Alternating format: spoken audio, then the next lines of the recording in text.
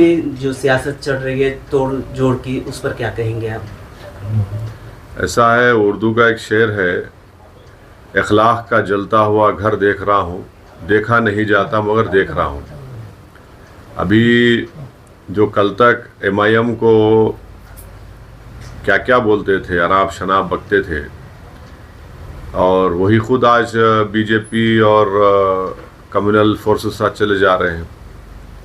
तो इससे साफ जाहिर हो रहा है कि सेकुलरिज्म के नाम पर हमेशा से जनता को धोखा दिया, ख़ास तौर से दलितों को, अल्पसंख्यक समाज, मुसलमानों को। तो ये इनके चेहरे सबके सामने आ रहे हैं, लोग एक्सपोज हो रहे हैं, और भी बहुत से चेहरे हैं। मैं शुरू से कह रहा था कि जब कांग्रेस ने और राष्ट्रवादी कांग्रेस ने शिवसेना की सपोर्ट की थी और उद्धव ठाकरे को मुख्यमंत्री बनाया, उसी वक्त हमने कहा था कि ये इनका असली चेहरा आ चुका है, सेकुलरिज्म इनका एक निखाब था, वो उठ चुका है। और उसके बाद से आप देख रहे हैं कैसे कैसे चेंजेस और तब्दीलियां पैदा हो रही हैं।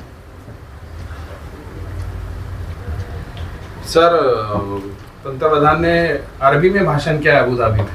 हाँ, क्या कहेंगे आप इसको?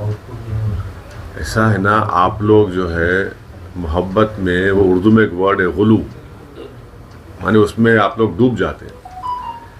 अब वो सामने अगर टेलीप्रॉम्प्टर रहा, वो देख के बोल दिए, अच्छा करे, क्या है उसमें क्या आप लोग इतना क्यों आसमान सर उठा ले रहे? मैं भी थोड़ी बहुत कुरान पढ़ दूं, आयत पढ़ दूं, तो उसमें क्या है? तो वो टेलीप्रॉम्प्टर पे उनको लिख के दे दिए प्रधानमंत्री को, वो बोले। और दुबई जो हमारा स्ट्रेटेजिक पार्टनर बना हुआ है, और दुबई में भारत के बहुत बड़ी तादाद में लोग रहते हैं, वहाँ से बहुत बड़ा हमको फॉरेन एक्सचेंज आता है। और तीसरा, दुबई एक बहुत बड़ा भारत का ट्रेड पार्टनर भी है। तो ये बात है। सर, मुल्क में कई जगह पर बड़े बड़े आंदोलन हो रहे हैं, उसे आप किस तरह देख सकते हैं? देखिए, जहाँ तक आप फार्मर एजिटेशन की बात कर रहे हैं, मेरा मानना ये है कि MSP के ताल्लुक से कानून बनना चाहिए। स्वामीनाथन साहब की जो रिकमेंडेशन थे उसको कबूल करना चाहिए। और तीसरा, अगर कोई प्रोटेस्ट करना चाहता है तो उनको प्रोटेस्ट करने की जगह दीजिए। आप दिल्ली में आप प्रोटेस्ट ही नहीं करना, ये क्या मतलब है? उनको प्रोटेस्ट करने दीजिए ना। प्रोटेस्ट से क्या, प्रोटेस्ट तो एक फंडामेंटल राइट है जमहूरियत में। और MSP की गारंटी का कानून बनना चाहिए। स्वामीनाथन साहब की जो रिकमेंडेशन उसको कबूल करना चाहिए। उन पर जो केसेस है अब तक विड्रॉ नहीं हुए, वो केसेस विड्रॉ होना चाहिए। जाना है। हाँ, तो ये देश की जनता को, ख़ास तौर से हम जो मेजॉरिटी कम्युनिटी के ज़िम्मेदार लोग हैं, हम उनसे भी अपील करेंगे कि तीसरी मर्तबा देश के प्रधानमंत्री नरेंद्र मोदी को बनने से हमको पूरी कोशिश करनी चाहिए। जहाँ तक हमारा ताल्लुक़ है, हम तो कोशिश करते आ रहे हैं। अब ये जो पॉलिटिकल पार्टीज जो अपने आप को सेकुलर बोलती हैं, उनमें खुद एक अफरा तफरी का माहौल बना हुआ है। अब आप बताइए कि जो मुख्यमंत्री थे महाराष्ट्र के अशोक राव साहब, वो चले गए BJP में और उनको राज्यसभा मिल गया। तो इससे क्या क्या मैसेज जा रहा है? और फिर वही दोहरा रहा हूँ कि उद्धव ठाकरे को आपने मुख्यमंत्री बनाया तो आपसे वहाँ से शुरू हो गया सब चीज़ें ये। और तो ये है, अब बोरे के मध्य प्रदेश के भी एक CM जा सकते, नहीं मालूम जाएंगे नहीं जाएंगे। पंजाब में कोई है वो जा सकते। फिर कोई एक इनका एक नेता है मुंबई का, वो अजीत पवार के साथ चला गया। और वो साहब जो हैदराबाद में कांग्रेस के ऑब्जर्वर उनके संग क्या है, वो जो सेलेक्ट करते कैंडिडेट्स को, उसको कमेटी का आदमी था। इतने बातें किया मेरे पर्सनली मेरे खिलाफ, सब जो ही पुराने झूठे इल्ज़ाम, आज आप चले गए। तो ये हम शुरू से बोल रहे, ये असल यही लोग हैं जो अल्पसंख्यक समाज को डुबाते हैं और वोट लेते हैं। और दलित मुसलमान का पॉलिटिकल एक्सप्लॉयटेशन यही लोग करते आए। अब देखिए क्या कर रहे हैं। सर अगर इंडिया अलायंस की ये पांचवा सवाल है।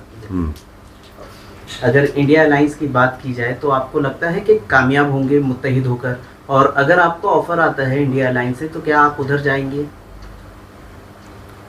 देखिए अब तक तो कोई ऑफर नहीं आया तो उस पर कैसा विचार करेंगे हम। इम्तियाज साहब ने तो ओपन ऑफर दिया था, आपको याद होगा कई महीने पहले।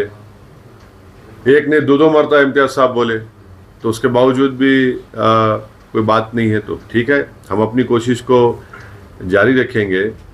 मगर अब जो लास्ट पार्लियामेंट का सेशन हुआ, चाहे वो प्रेसिडेंट डिबेट के ऊपर बहस देख लीजिए, ये तमाम सेकुलर पार्टीज़ की, या फिर जो पार्लियामेंट के आखिरी दिन जो गवर्नमेंट ने रूल 193 के तहत डिस्कशन कराया, ये लोग इनका भाषण देख लीजिए आप पार्लियामेंट में। क्या है वो, क्या बोल रहे थे वो लोग, क्या करना चाह रहे थे। तो मैंने अपने स्पीच में कहा था कि जब काजी साहब निकाह करते किसी दूल्हे का, तो दूल्हे की रजामंदी लेके फिर दुल्हन के पास जाते, दो गवाहों को लेकर। जब दुल्हन के पास जाते तो दुल्हन शर्मा के नहीं बोलती, कबूल है, खामोश रहती। तो ऐसा वो उसको बोलते भाई ये रजामंदी, इसकी खामोशी इसकी रजामंदी है। तो इन लोगों की खामोशी रजामंदी है, पूरा हर चीज़ पे खामोशी है। आप बीजेपी से आइडियोलॉजी पे नहीं लड़ना चाह रहे हैं, आइडियोलॉजी पे लड़िए ना। असल तो मुद्दा आइडियोलॉजी का है। आप आइडियोलॉजी पे नहीं लड़ना चाह रहे हो लोगों को। आप नहीं बोलना चाह रहे कि 6 दिसंबर को क्या हुआ। आप नहीं बोलना चाह रहे कि दिल्ली में 600 साल पुरानी मस्जिद को, कब्रस्तान को तोड़ दिया गया। आप नहीं बोलना चाह रहे कि सुनहरी मस्जिद जो 200 साल पुरानी है उसको नोटिस आया तोड़ने का, उस पर नहीं बोलना चाह रहे आप। उत्तराखंड का यूसीसी का बिल आया तो ये जो सेकुलर पार्टी है वॉइस वोट से उसको यूनानिमस पास कर दिया आप लोग। क्या है आपका, क्या कमिटमेंट है इस आइडियोलॉजी पे आप बोल रहे? फिर आप क्यों बोलते मुसलमान को आके सब धोखा क्यों देते आप? ये सब चीजें हैं सामने आ रही हैं। सर आपको लगता है क्या एक लास्ट वाला सवाल, इम्तियाज साहब यहाँ से मुंबई जाने की सोच रहे हैं। एक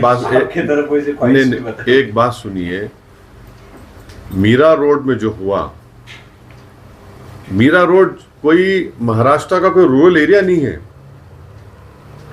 मीरा रोड जो है कोई नगर के पास ऐसा एक मस्जिद के अंदर पथराव हुआ, वहां पर एक बच्चा का इंतकाल भी हो गया। एक रूरल एरिया में हुआ, कई इंसिडेंट होते।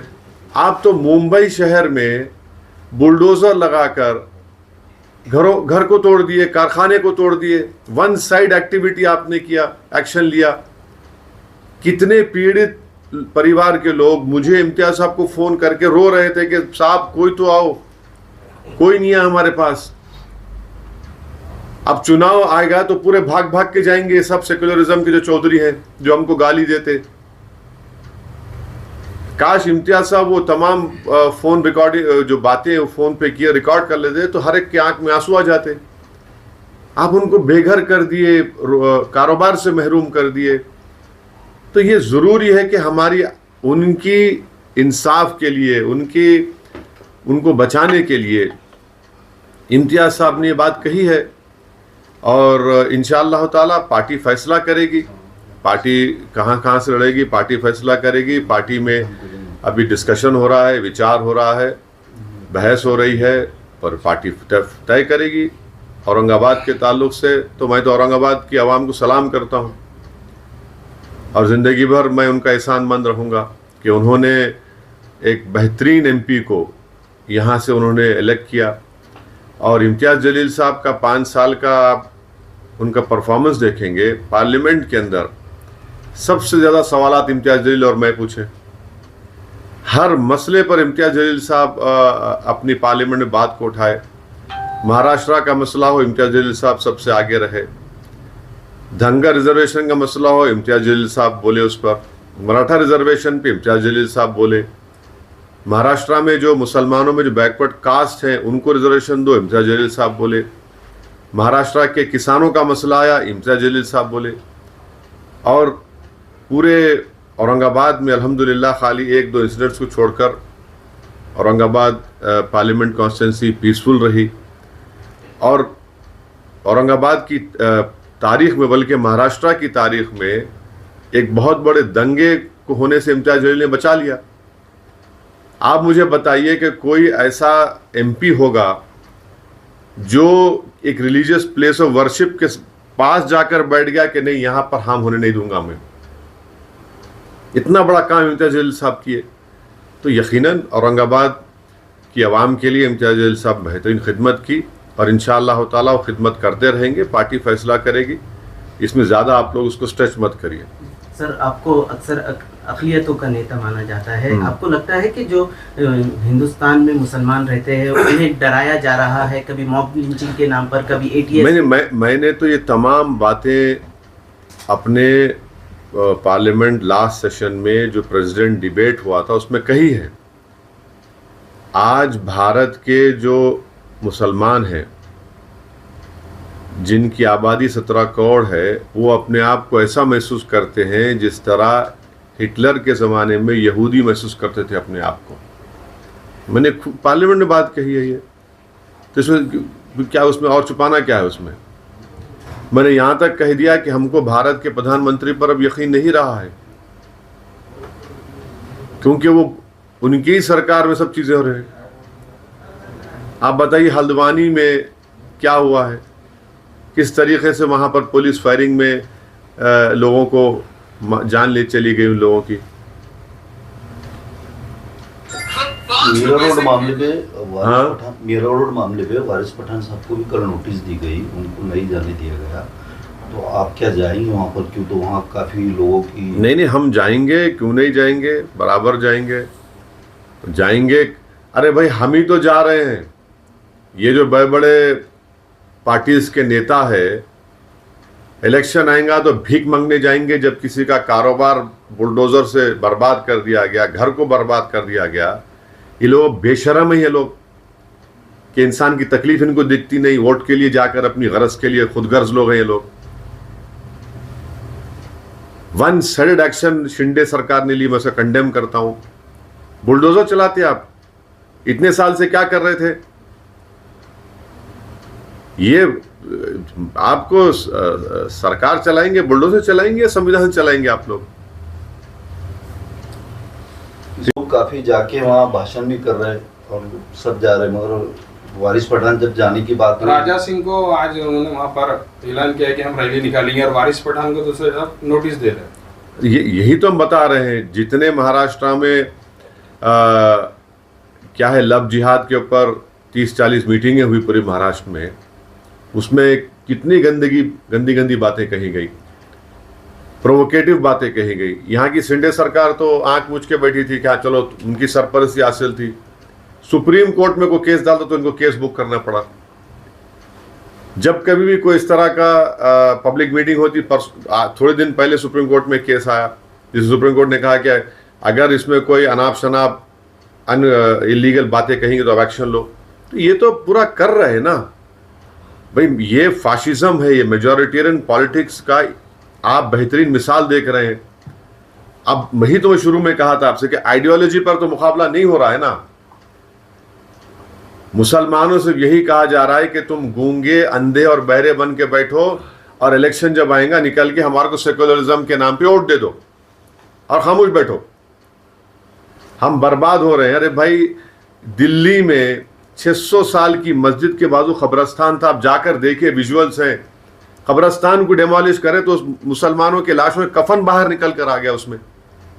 इतनी बेइज्जती, ये कोई तरीका है? तो ये हर जगह इसी हो रहा है। वारिस पठान को रोकेंगे, एमआईएम के कार्यकर्ता को नहीं जाने देंगे, मगर जो आरएसएस बीजेपी के वो जाएंगे, वो जाकर जख्म पर नमक फेंकेंगे। सीए एनआरसी का मसला अभी आप आने से पहले बोल दिया, बस सब हो गया। चलिए सर, आखिरी नहीं, आखिरी हो गया बस। सलाम वालेकुम। हज के लिए अभी चलो।